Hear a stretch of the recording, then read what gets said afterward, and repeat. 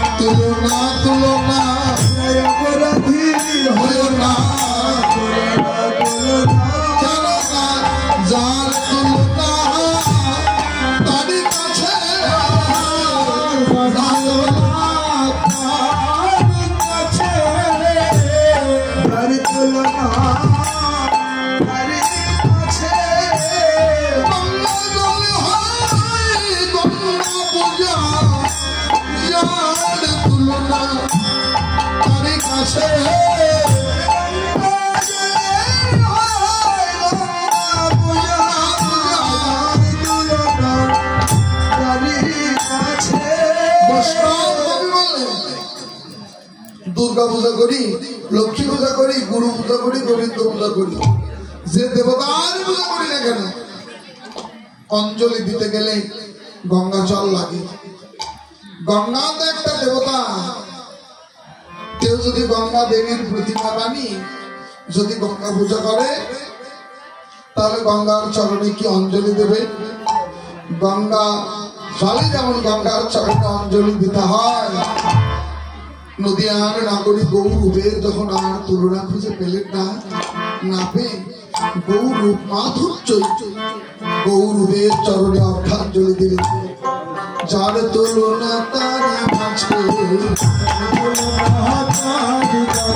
যার তুলনা তার কাছে,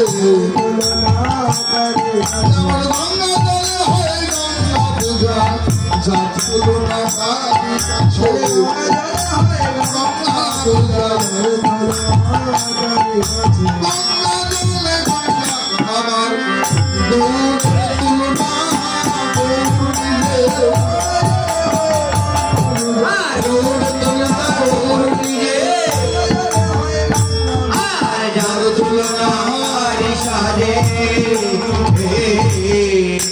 জগদানন্দ বহু তুলনা বহু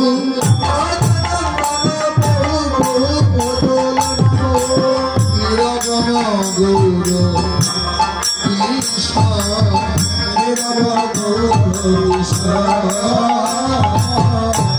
গৌরবের অতলন্ত খুঁজে না পেয়ে গৌরব মাধুর্যকে আস্বাদন করতে করতে গৌর চরণে নদিয়ার নাগরিক অর্থাৎ তৎ ভবাবিষ্ট বৈষ্ণব কবি জগদানন্দ দাস এমনি গৌরব আস্বাদন হয়নি। এই জগদানন্দ দাস পূর্ববর্তীতে তিনি তো বিষ্ণুপ্রিয়াই ছিলেন। গৌরকে যখন অশেষ বিশেষভাবে আস্বাদন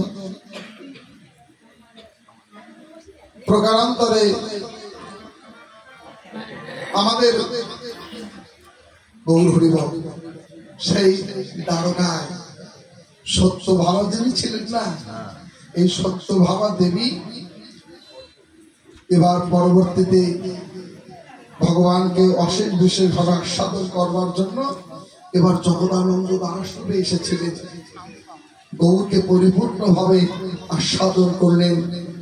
এমনি ভাবে জগদানন্দ দাস প্রকারান্তরে তো সত্যভামা দেবী, তাই গৌর রূপ মাধুর্য আস্বাদন করে নিবেদন করলেন। কোন কল্পেও তো ওই রূপের মানুষকে তো আস্বাদন করবার সামর্থ্য সৌভাগ্য হবে না, তবে অন্তর ভরা ভরে বাসে না ওই চরণ তলে কবে